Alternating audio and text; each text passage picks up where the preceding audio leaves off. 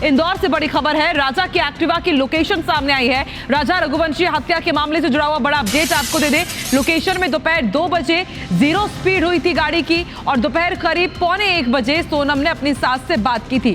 2 minute तक दोनों के बीच बातचीत हुई और फिर दोपहर 1:15 बजे राजा ने अपनी मां से बात की और पहाड़ी से लौटते समय फोन लगाया था। दोपहर 2 से 2:30 बजे के बीच वारदात होने की आशंका है। राजा का इंदौर में अंतिम संस्कार किया गया है, लेकिन उनकी वाइफ सोनम अब भी शिलांग में लापता है। शिलांग पुलिस उनकी तलाश कर रही है और अब उनकी स्कूटी की देखिए एक लोकेशन भी सामने आई है। बताया जा रहा है कि दोपहर 2 बजे उनकी गाड़ी की स्पीड 0 हो गई और आशंका यही जताई जा रही है कि जब उनकी स्कूटी की स्पीड 0 हुई है उसके बाद वो किसी वारदात का शिकार हुए हैं। उनकी हत्या की गई है राजा रघुवंशी की, ये तो पुष्टि कर दी गई है, लेकिन उनकी पत्नी सोनम कहाँ है, किन हालातों में है, किन परिस्थितियों में है, अब तक कुछ भी जानकारी, कुछ भी सुराग नहीं मिल पाया है।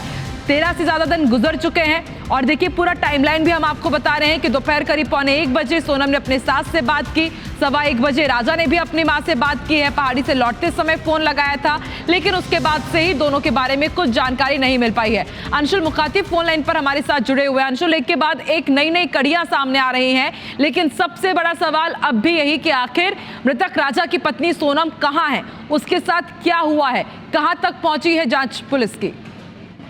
जी बिल्कुल, आपको बता दूं कि जिस तरह से पुलिस, शिलांग पुलिस जो जांच कर रही है उसमें लगातार नई कड़ियां जो हैं वो जोड़ी जा रही हैं और अब कल जो सीसीटीवी फुटेज आए थे उसके बाद एक और कड़ी जोड़ी गई है, जिसमें कि राजा के द्वारा जो गाड़ी ली गई थी उसकी जीपीएस लोकेशन जो है पुलिस के द्वारा निकाली गई है और उसमें साफ आया है कि जीपीएस जो है उसमें जो गाड़ी की स्पीड है वो 0 हुई थी और जिस लोकेशन पर 0 हुई थी उससे लगभग 20 किलोमीटर दूर जो है राजा रघुवंशी का शव मिला है। यानी कि पुलिस यह संभावना जता रही है कि इसी दौरान 2 बजे या तो उन्हें रोका गया होगा या इसी दौरान उनके साथ कोई वारदात हुई होगी और वारदात होने के बाद ही राजा और सोनम जो हैं वो लापता हुए हैं। इसी को लेकर के शिलांग पुलिस जो है वो लगातार जांच कर रही है, तलाश जो है वो की जा रही है और सोनम की तलाश में लगातार पुलिस के लिए भी चुनौती बनी हुई है कि राजा का शव तो मिल गया है लेकिन सोनम किस स्थिति में ही अभी तक किसी प्रकार से सामने नहीं आया है और इसी की कड़ियां जोड़ते हुए शिलांग पुलिस जो है वो लगातार आगे बढ़ रही है और यह संभावना जताई जा रही है कि लगभग 2 बजे के आसपास ही उनके साथ कोई वारदात या कोई घटना हुई होगी जिसके बाद से दोनों जो है वो लापता हुए होंगे। हालांकि प्रारंभिक तौर पर यह भी अंदेशा जताया जा रहा है कि राजा की हत्या की गई है और उसके बाद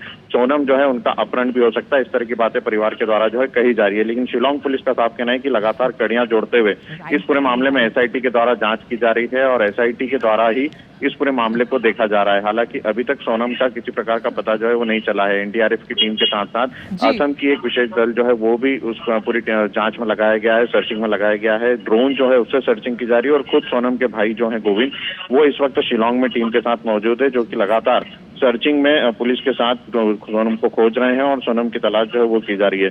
फिलहाल सोनम के बारे में अभी तक पुलिस को कोई सुराग नहीं मिला, लेकिन ये दावा किया जा रहा है कि जल्द से जल्द सोनम जो है उसे भी खोज लिया जाएगा और उसके लिए लगातार टीमें जो है यहाँ पर लगी हुई हैं। जी बिल्कुल अंशुल, आप भी नजर बना के रखिएगा, एक नहीं कई सवाल अब भी अनसुलझे। आप बने रहे हमारे साथ।